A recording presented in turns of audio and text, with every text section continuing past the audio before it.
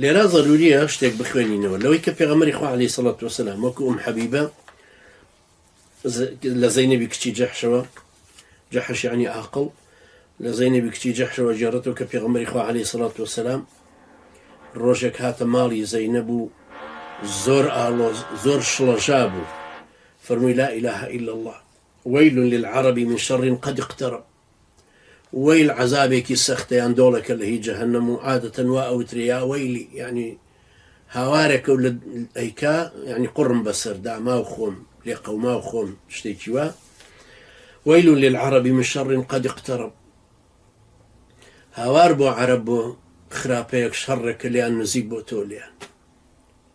فتح اليوم من ردم يأجوج ومأجوج مثل هذه. فرمووی ئەمڕۆ لە سەدەکەی یەئجوج و مەئجوج بەقەدەر ئەوەندە کونی تێبوو. وحلق بإصبعيه الإبهام والتي تليها، يعني بەم دوو پەنجەشی ئاوا ئەوەندە وەکو ئەڵقەیەکی کونێکی تێبوو، ئەڵقەیەکی ئەوەندە قوڕ بەسەر عەرەب کە ئیتر دێن بووە. يعني تصور كان يشعل المعجزة بيغمر إخوة عليه الصلاة والسلام لسر أم مسألة أو ديوارة مهمة كأندم بمهمة درس كراو كديوارة كدوري نما كونيتي أبو رما تترو مغول شون ليو يأجوج ومأجوج هات ندري أو هنيك هات ندري وكنت تترو مغول شون برو مملكتي إسلام هاتن شون دعاي هاتن بخارايا قلت طبعا بخاران صار لي 16 هجرية كم جار كالروي آوار هاتن رويان كرده أوزبكستان وطاجكستان وأواني سري جاء أو مملكتانا هم زور مملكتي آودان وقوربون تدميريان كرده دواي رويان كرد برو إيران هاتن ورويان كرده بغداد صار لي 658 هجري أبيشان داجير كرد دواي لدوس مداي دو صالة همونا وشكان داجير كردو شامشان كردو ل 658 بۆیە کە من جارشکان لە شەڕی عین جالوت. شەڕی عین جالوتیش هەموو مسلمانان بەشدار بوون تیا، ئەوەی سۆفی بوو،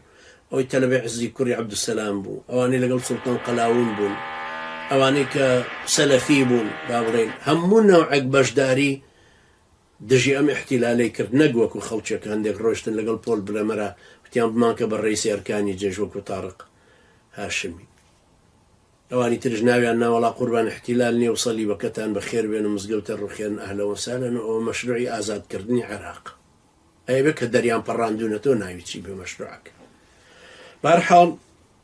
ئەمەی پێغەمبەری خوا عەلەیهی سەڵات وەسەلام کە ئەفەرمێ فتح اليوم من ردم يأجوج ومأجوج مثل هذه بەقەدەر ئەم ئەڵقەیە ئەنجا لێوە وردە وردە دەست پێکە ئەو شەڕە بەرەو ئەمان دێتەوە. بەهەرحاڵ ئەنجا ئەمانەی یەئجوج و مەئجوج کە طبعا لە قیامەتی شەدیسان هەردێن لە ئاخری قیامەتە و ئەمەش کە باسمان کرد هی سەدەکە کە دروستی کردوون ئێمە لێرە طبعا باسەکە باسی تێ قەرنێنێکە کۆتایی پێهات